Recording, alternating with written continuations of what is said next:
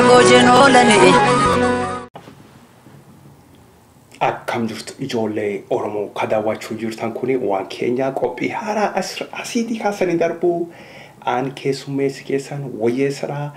galatoomaa ulfaadhaa yeroo gaarii hojiin dabarsuu deemnaa affeera kiyya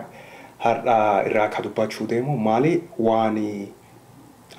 amantii Orthodoxy Ethiopia Orthodox Church amantii sanirraati haasa'uu deemaa ulfaadhaa galatoomaa.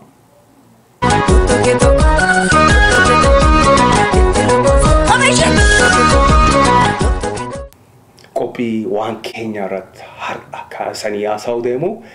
waan amantii kiristaanaa ka Orthodoxy keessumatti sanirraati haasa'uu deemaa yeroo keessanii fi galatoomaa sanin jedha ulfaadhaa ijoollee keenya ijoollee Oromoo galatoomaa. Show tokko laalee ture yoo asirraa YouTube irra ture show sanirratti shamarraan Oromoo tokko sabboontuun Oromoo tokko maal jetti intalii Habashaa tokko gaallani qeesii ta'uu hin danda'u jette gaallan siigala Oromoodhaa jechuudha. Oromtichi tokko qeesii ta'uu hin danda'u mana amantii Orthodoxy keessa mana maal jedhu Ethiopian Orthodox Church jedhu yookaan isaan immoo maal jedhu beete kiristaanii jedhan san ka Orthodoxy san mana amantii sun Oromtichi tokko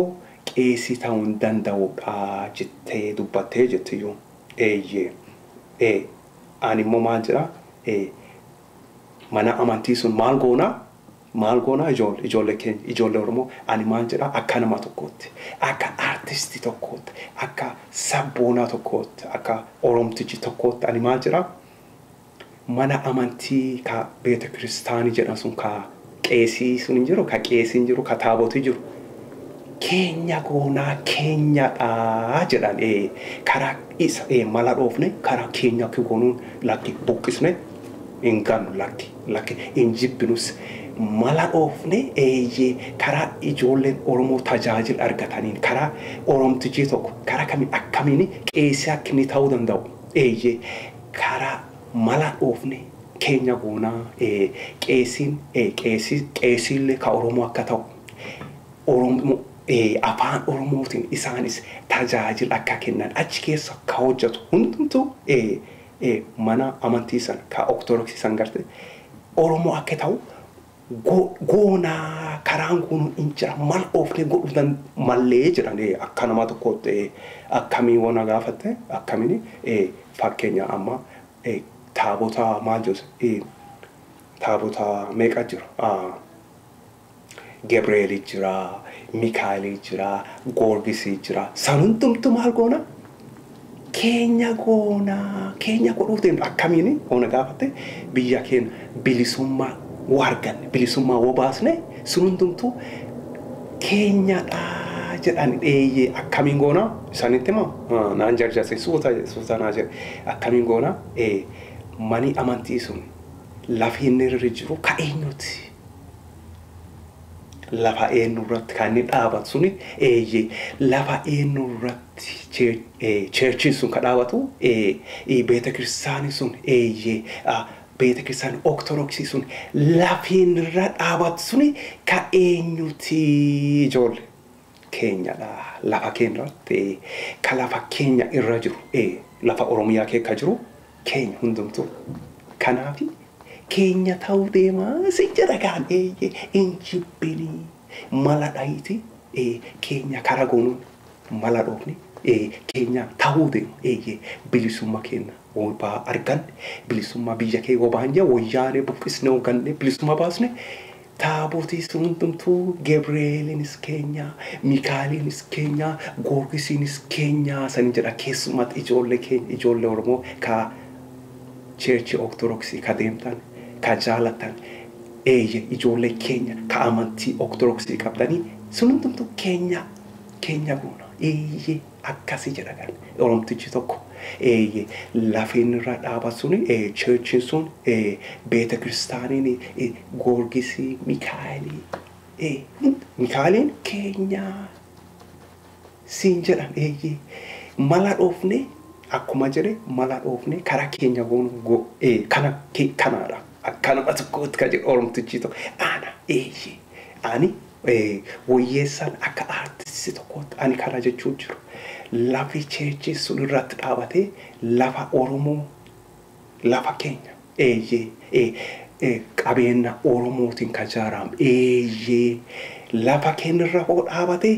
keenya qabeenya keenya ijaarame sani mala dhoofne bilisummaa keewwaaf arganne keenya goonaa jedha. Akka artistii tokkotti ani kana jedha injibbina lakki keenya hundumtu keenya kan jiru akkuma amma jedhe lafa Oromoo irra jiraate keenya garuu kan jiru biyya Amaaraa deemne Gebreelii achi jiru intuqnu keenyaan jennu san keessa lakki keessaan seenu sun keenya muti.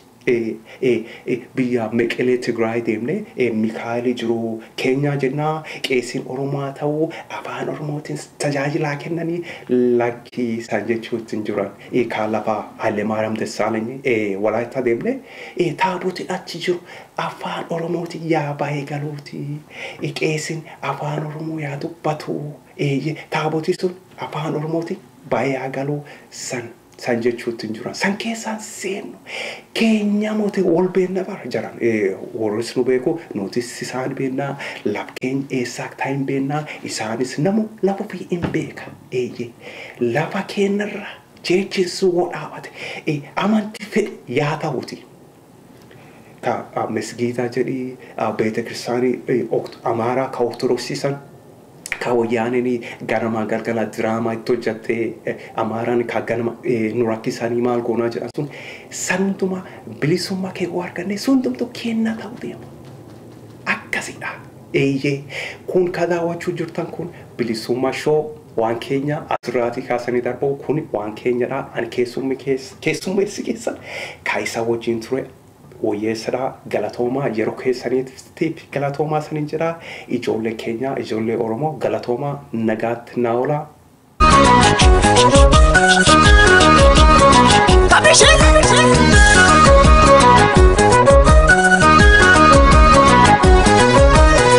Rabbi guddaan nu gargaare kan garraa keenye jaarraa dhibbaaf kan dandeenye kan amma namaan geenye abbaan farda soore beekutu farda soora beekulloo koo gannaa baasa na qophisa oola kayi qeerroon kana maali